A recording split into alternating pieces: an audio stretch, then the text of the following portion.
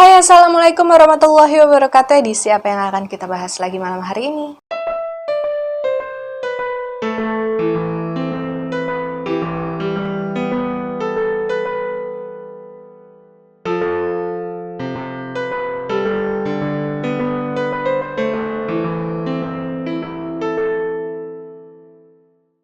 Ya, malam hari ini kita akan balik lagi ke edisi Random Things, dan di edisi Random Things ini yang akan kita bahas benar-benar random things, yaitu mengenai beberapa cerita dan fakta yang menarik dari sosok-sosok horor yang selama ini menjadi legenda yang sering kita dengar di masyarakat. Dan dari semua sosok-sosok horor yang sudah menjadi legenda di masyarakat ini akan ada beberapa yang kita bahas ceritanya, kisahnya bagaimana di masa lalu. Dan yang pertama akan kita bahas adalah mengenai keberadaan sosok yang sering disebut sebagai Pastur Jeruk Purut. Jadi Pastur Jeruk Purut ini dikenal sebagai sosok hantu pastur tanpa kepala yang memang mendiami kawasan Jeruk Purut. Jadi kisah mengenai sosok hantu pastur Jeruk Purut ini dikenal juga sebagai hantu pastur tanpa kepala ya, yang kemunculannya konon sering dilihat di wilayah pemakaman Jeruk Purut yang letaknya ada di Pasar Minggu. Dan sebenarnya cerita tersebut berkembang ketika pada tahun 1986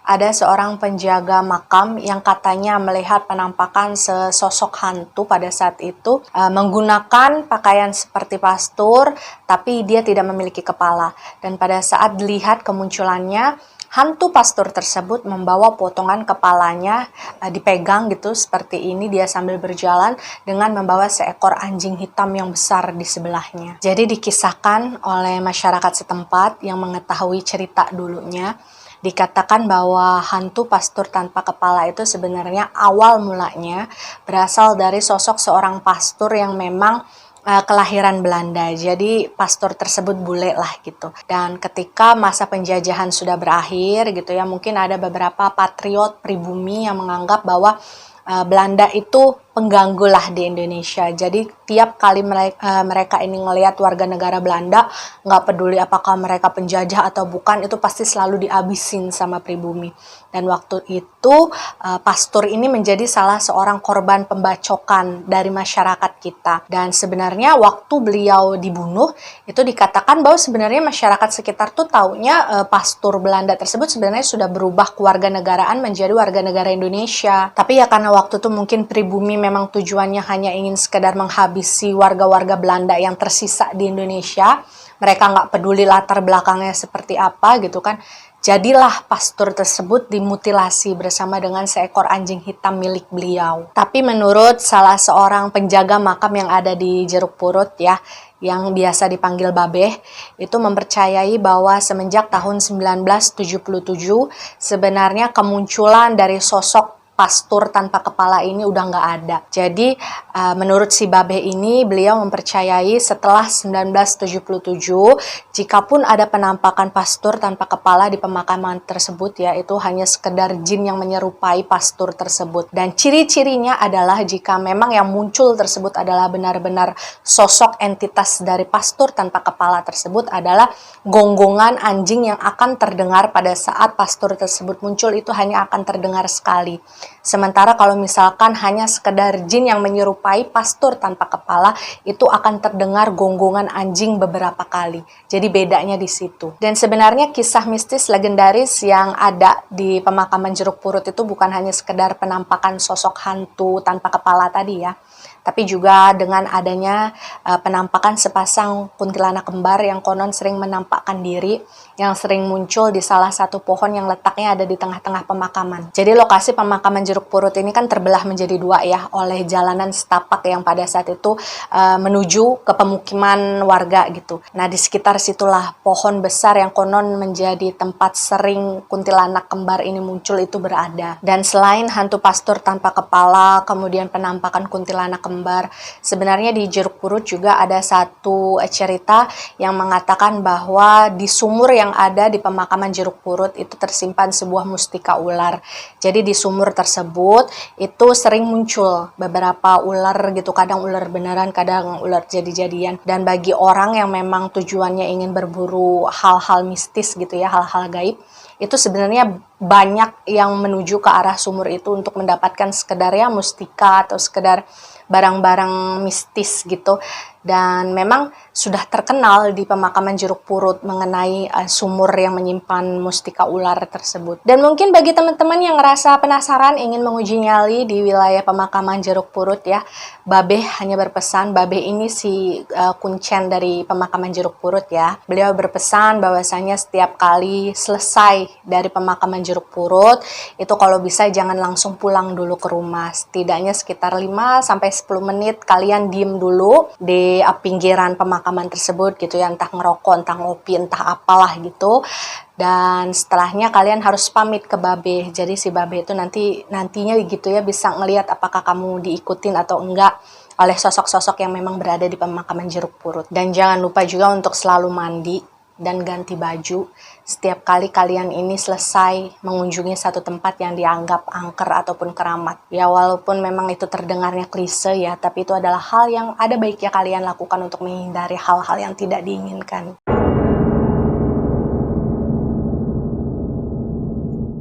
Dan yang kedua, sosok yang akan kita bahas adalah si manis Jembatan Ancol. Jadi Jembatan Ancol ini memang sudah menjadi sesuatu yang melegenda sejak abad ke-19 ketika penjajahan Belanda itu masih terjadi terhadap Indonesia yang pada saat itu masih bernama Batavia ya. Dan waktu itu di Jalan Raya Ancol ini memang sudah sering sekali terjadi sebuah kecelakaan. Karena itulah dulunya di daerah tersebut itu banyak dibangun pos polisi. Dan di Jembatan Ancol tersebut juga kemudian mengisahkan sebuah kisah yang sudah terkenal di mana-mana mengenai kematian tragis seorang wanita cantik bernama Ariyah atau Ari yang kemudian lebih banyak dikenal oleh orang-orang bernama Maryam. Dan menurut legenda yang beredar di masyarakat setempat, sosok Maryam atau si manis Jembatan Ancol ini memang sering sekali menampakkan dirinya di daerah Jembatan Ancol itu ya. Kemudian keberadaannya juga dikaitkan dengan beberapa kejadian kecelakaan yang sering terjadi di daerah tersebut sampai akhirnya merenggut beberapa korban jiwa. Jadi dikisahkan bahwa si Ariyah atau si Maryam ini adalah seorang putri dari seorang ibu yang bernama Ma Emper.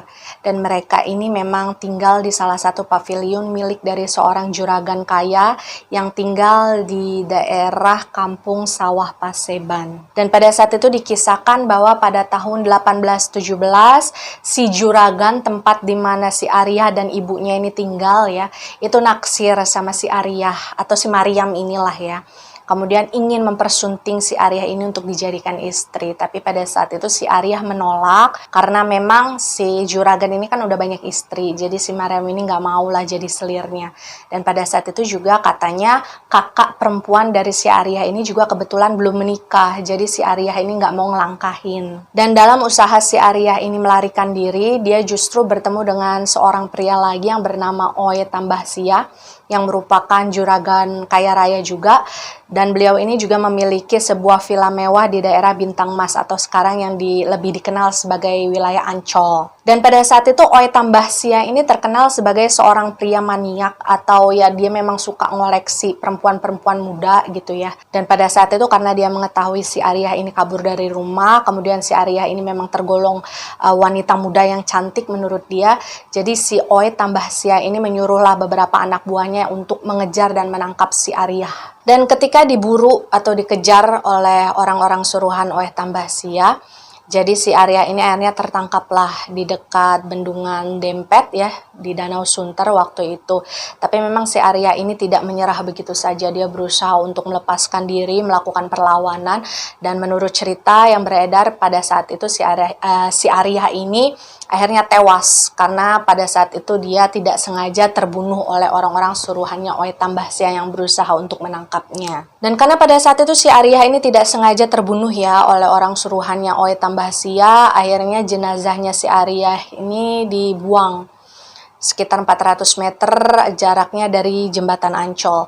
Dan sejak saat itulah orang-orang sekitar, masyarakat sekitar yang melewati daerah tersebut mengatakan bahwa mereka sering melihat penampakan sosok perempuan berambut panjang yang diduga adalah Ariyah atau si Maryam. Dan sejak saat itulah penampakan dari sosok Ariyah, perempuan berambut panjang yang lebih dikenal sebagai si manis Jembatan Ancol ya, itu sering dikait-kaitkan dengan banyaknya kecelakaan yang terjadi di daerah sana. Jadi katanya kalau misalkan ada orang yang mau lewat di daerah tersebut ya, itu diwajibkan untuk membunyikan klakson 2 kali. Bahkan orang-orang yang hanya sekedar ingin memancing saja di danau dekat tempat di mana jenazahnya si Ariyah ini pernah dibuang, itu harus izin terlebih dahulu sebelumnya. Karena pernah ada kejadian orang hilang sampai 3 hari karena beliau memancing di sana tanpa izin terlebih dahulu. Sementara itu ada klaim yang mengatakan bahwa ada seorang pelukis bernama Muhammad Husni ya. Beliau katanya mendapatkan wangsit, mendapatkan izin dari sosok Ariyah atau Maryam ini untuk melukiskan dirinya. Jadi pada saat itu memang penggambarannya adalah Ariyah seorang wanita yang tingginya sekitar 160 cm, kemudian rambutnya memang panjang dengan kulit yang sawo matang. Kemudian dalam gambaran beliau, si Ariyah ini juga digambarkan sebagai seseorang yang memiliki mata sedikit juling dan memakai kebaya dengan bintik-bintik berwarna biru. Dan pada saat itu si Ariyah ini menyampaikan kepada pelukis tersebut bahwasanya Ariyah adalah sosok perempuan yang lemah dan teraniaya, bukan sosok seorang setan yang harus ditakuti oleh masyarakat banyak. Jadi memang ada 2 versi kematian Ariyah yang selama ini berkembang di masyarakat. Yang pertama adalah si Ariyah ini yang meninggal karena diperkosa, dan yang kedua adalah kematian si Ariyah yang meninggal secara tidak sengaja terbunuh tanpa diperkosa. Jadi ada yang mengatakan bahwa sebenarnya tujuan si Ariyah ini gentayangan adalah untuk memberitahukan di mana posisi jenazahnya pada saat itu kepada sang ibu. Karena memang dia hanya tinggal bersama sang ibu pada waktu itu.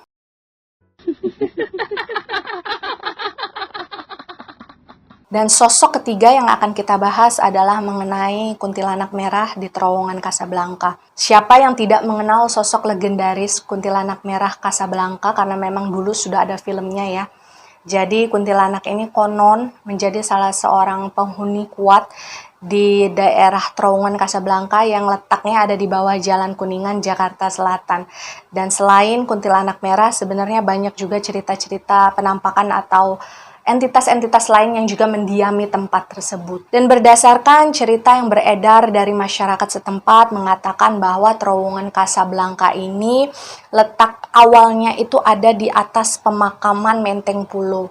Jadi untuk membangun terowongan Casablanca ini dulunya pemerintah itu memangkas sebagian dari pemakaman Menteng Pulo untuk dijadikan terowongan. Dan itulah kenapa menurut masyarakat setempat terowongan Casablanca ini setelah jadinya dikenal sebagai salah satu terowongan yang angker dan cukup wingit di daerah tersebut. Dan sebelum kita membahas lebih dalam mengenai penampakan hantu kuntilanak merah di Casablanca, kita akan membahas beberapa penampakan lainnya dulu ya yang sering terjadi dan sering terlihat oleh masyarakat setempat di terowongan Casablanca.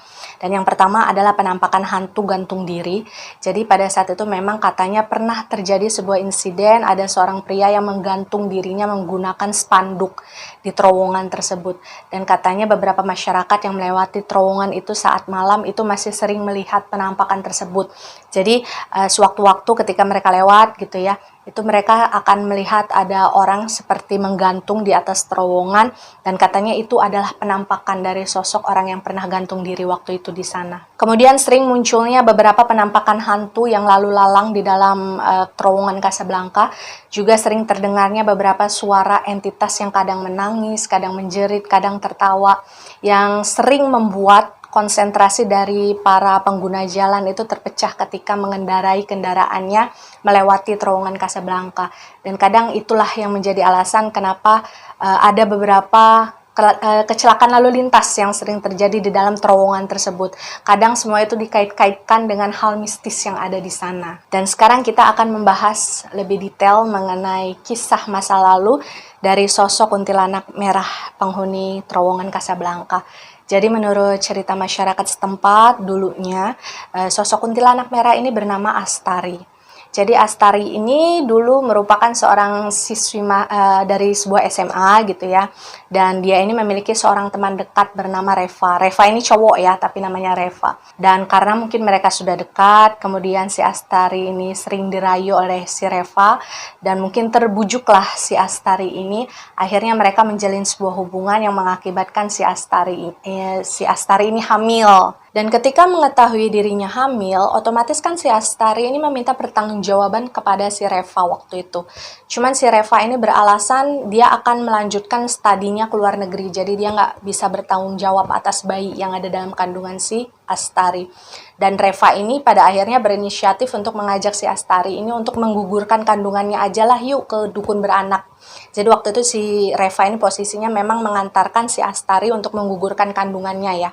Dan ketika sampai di salah satu dukun beranak yang waktu itu memang bisa menggugurkan kandungan, si Astari ini akhirnya tersadar nih waktu dia mau dipijit mungkin ya, mau digugurkan kandungannya. Dia tuh kayak tersentak, dia tuh kayak baru sadar dengan apa yang akan dia lakukan, dan akhirnya si Astari ini menolak, dia berusaha untuk melarikan diri. Cuma karena waktu itu si Reva mungkin menganggap si Astari adalah sebuah ancaman untuk masa depannya, akhirnya ketika si Astari ini berusaha untuk kabur, si Reva ini berusaha untuk menangkap si Astari, dan katanya si Astari beserta bayi yang ada dalam kandungannya itu dikubur hidup-hidup lah oleh si Reva pada saat itu. Dan semenjak saat itu konon hantunya si Astari inilah yang menjelma menjadi sosok hantu kuntilanak merah yang kemudian menghantui keluarga si Reva. Dan mungkin untuk kalian yang penasaran dengan berbagai versi dari kisah dan fakta masa lalu mengenai hantu kuntilanak merah Casablanca, bisa aja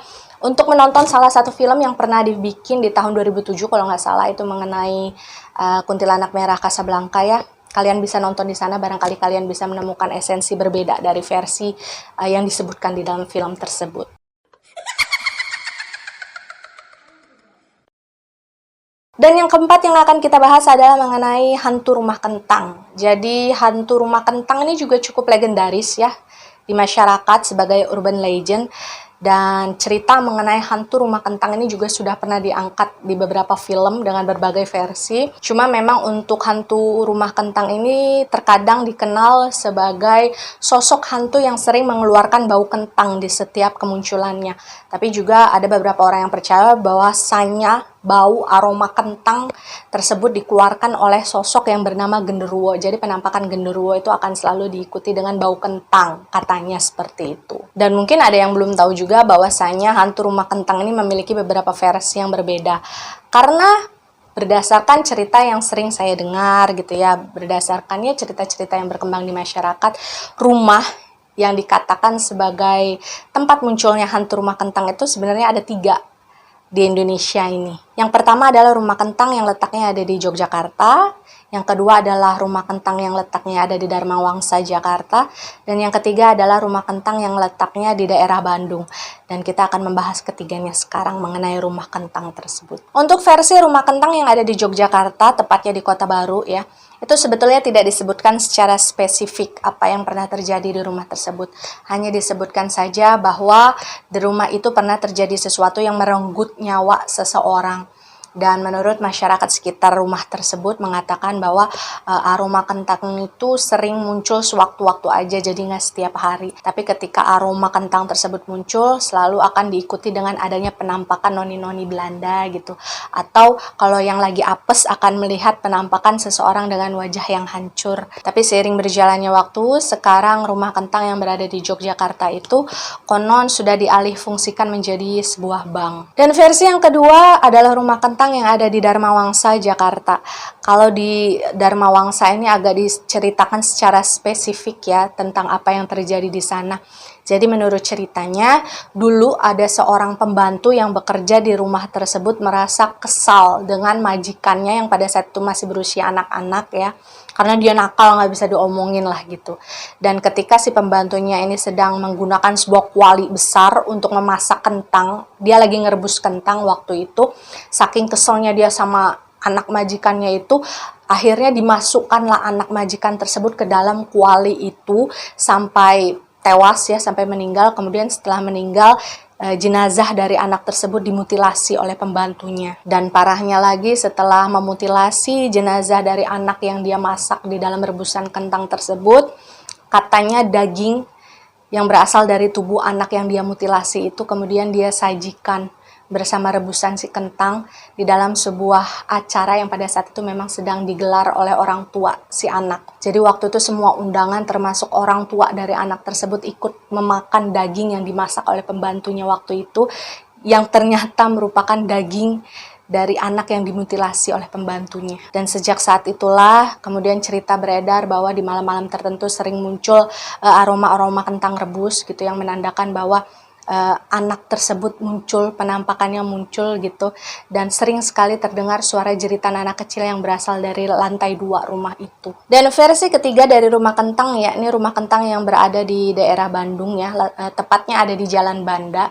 Jadi rumah kentang yang ada di Bandung ini merupakan sebuah rumah dengan gaya koloni Belanda zaman dulu dan memang sudah lama kosong, dan kata masyarakat setempat memang sering muncul aroma-aroma kentang rebus di malam-malam tertentu, dan setiap kali aroma tersebut muncul maka akan diiringi dengan penampakan sosok anak kecil atau terkadang sosok penampakan dengan wajah yang hancur. Dan ada satu cerita yang melatar belakangi kemunculan aroma kentang rebus dari rumah kentang yang ada di Bandung ya. Konon katanya dulu ada seorang ibu yang sedang merebus kentang dengan sebuah kuali besar itu sambil menggendong anaknya yang masih bayi. Dan karena mungkin dia sibuk, dia kelelahan gitu, anaknya yang pada saat itu digendong oleh dia tuh nggak sengaja nyebur ke dalam kuali tersebut. Jadi si anak itu kerebus lah hidup-hidup di dalam kuali itu. Tapi versi lain mengatakan bahwa dulu ketika rumah tersebut masih ditempati ya, jadi yang menempati adalah sebuah keluarga Belanda. Dan ketika itu sedang diadakan sebuah pesta di rumah tersebut.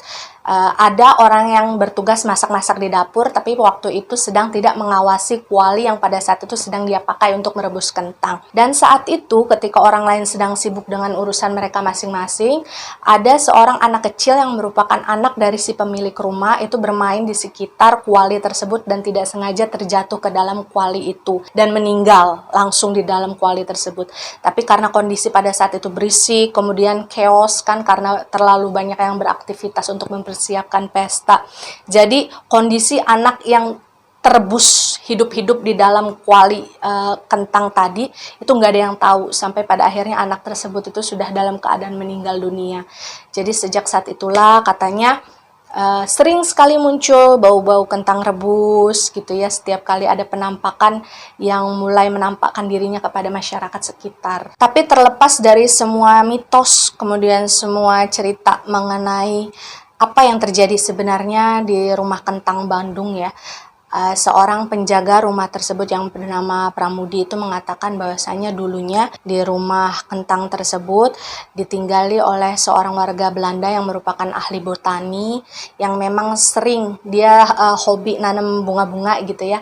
Dan pada saat itu memang ada beberapa jenis tanaman yang kalau malam hari itu seperti mengeluarkan aroma-aroma tertentu yang memang mirip dengan aroma kentang rebus. Jadi itu kalau misalkan dilihat secara logiknya gitu ya, bisa aja aroma kentang rebus yang selama ini dicium oleh masyarakat sekitar muncul di malam-malam tertentu itu berasal dari tanaman yang memang waktu itu dipelihara oleh si pemilik rumah warga Belanda tadi. Tapi kalian nggak perlu takut lagi, karena sekarang rumah kentang yang memang keberadaannya ada di kota Bandung itu sudah dibeli oleh seorang investor dan sudah dijadikan sebuah kafe dengan desain yang jauh lebih modern. Jadi udah nggak ada kesan-kesan mistis lagi di sana. Jadi kalau kalian misalkan mau mampir ke sana boleh-boleh aja. Ya itulah beberapa cerita legendaris mengenai kisah-kisah horor beserta beberapa cerita dan fakta yang kita juga nggak bisa membenarkan apakah semuanya itu sebuah kenyataan atau sekedar omongan-omongan yang berkembang di masyarakat sekitar kan selama ini. Yang jelas kita harus pintar membawa diri, harus bisa menjaga sikap dimanapun kita berada, kepada siapapun kita bicara. Karena percayalah, kamu tidak akan pernah sadar ketika mungkin salah satu dari mereka sekarang ada di sebelah kamu sambil menatap kamu mendengarkan kisah ini sambil tertawa-tawa. Ya percaya atau tidak itu adalah hak kalian sebagai penonton setia. Jika kalian percaya maka jadikan pengalaman, jika kalian tidak percaya cukup jadikan sebagai dongeng malam biasa. Terima kasih yang sudah nonton, jangan lupa di subscribe, di like, di komen, dan di share supaya teman-teman kalian bisa ikut nonton video ini. Sampai jumpa di video berikutnya ya. Wassalamualaikum warahmatullahi wabarakatuh. Awas, lihat kanan kiri kalian.